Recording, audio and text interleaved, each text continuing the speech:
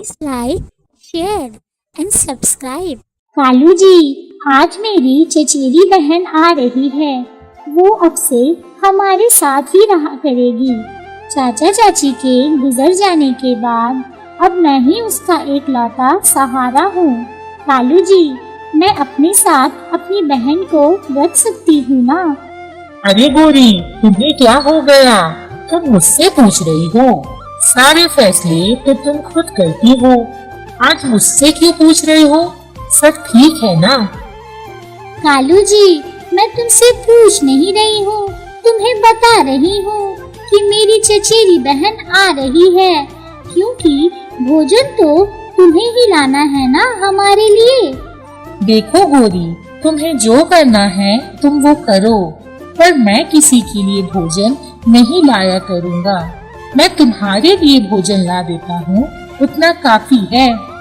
अगर तुम्हें तुम्हारी बहन को रखना है तो तुम खुद ही ला लिया करना भोजन, अपने लिए भी और तुम्हारी बहन के लिए भी। मेरा नाम भी गोरी है, देखती हूँ तुम कैसे भोजन नहीं लाते हो हम दोनों के लिए। कालू जी, तुम क्या तुम्हारा बाप भी लाएगा भोजन?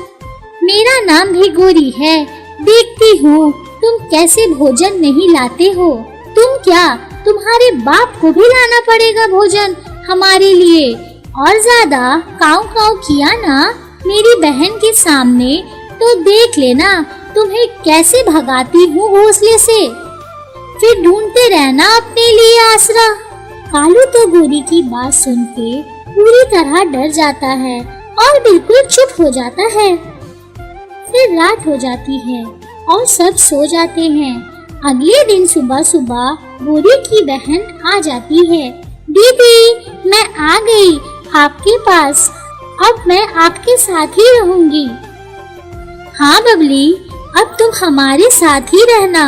चाचा चाची के जाने के बाद मैं ही तुम्हारा सहारा हूँ।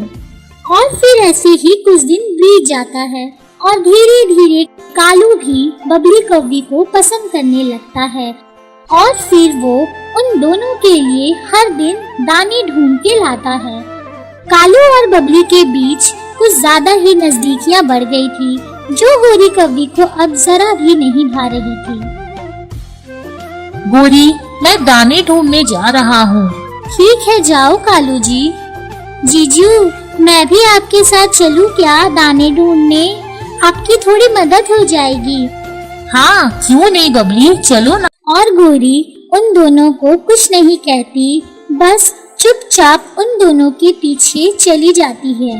गोरी को उन दोनों के ऊपर अब शक होने लगा था, इसलिए वो उन दोनों का पीछा करती है। कालू और बबली नदी के पास बैठ जाते हैं और बातें करते रहते हैं, और गोरी पेड़ के पीछे छुपकर उन दोनों की बातें सुनने की कोशिश करती है। जीजू, मुझे आपसे कुछ कहना है। हाँ बबली, कहो ना। जीजू, मुझे आपके साथ बात करके बहुत अपनापन लगता है और सुकून सा मिलता है। हाँ बबली, मुझे भी तुमसे बात करके बहुत अच्छा लगता है। और एक तुम्हारी दीदी है जो मुझसे कभी सीधे मुंह बात तक नहीं करती। मैं तो गोरी के काऊ काऊ से बहुत ज्यादा परेशान हो चुका हूँ।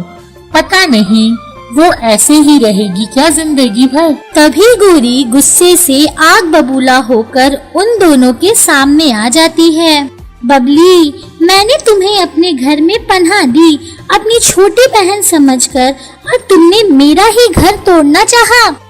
और कालू, तुमसे तो मैंने कभी ये उम्मीद नहीं किया था कि तुम मेरी ही छोटी बहन के साथ इस तरह का रिश्ता रखोगे। और तू करमजली, तुझे तो मैं आज ही अपने घर से बाहर निकाल दूंगी। नहीं नहीं दीदी, नहीं। तभी वहाँ पे बंटी कौवा आ जाता है। तुम कौन हो और यहाँ क्या कर रहे हो? दीदी, मैं यही बात बताना चाहती थी जीजू को, पर आपने पता नहीं क्या क्या सोच लिया। इनका नाम बंटी है और हम एक दूसरे से बहुत प्यार करते हैं। मैं आपसे तो बात नहीं कर सकती थी, इसलिए मैं जीजू को बताना चाहती थी, पर मेरे कुछ कहने से पहले ही आप यहाँ आ गई।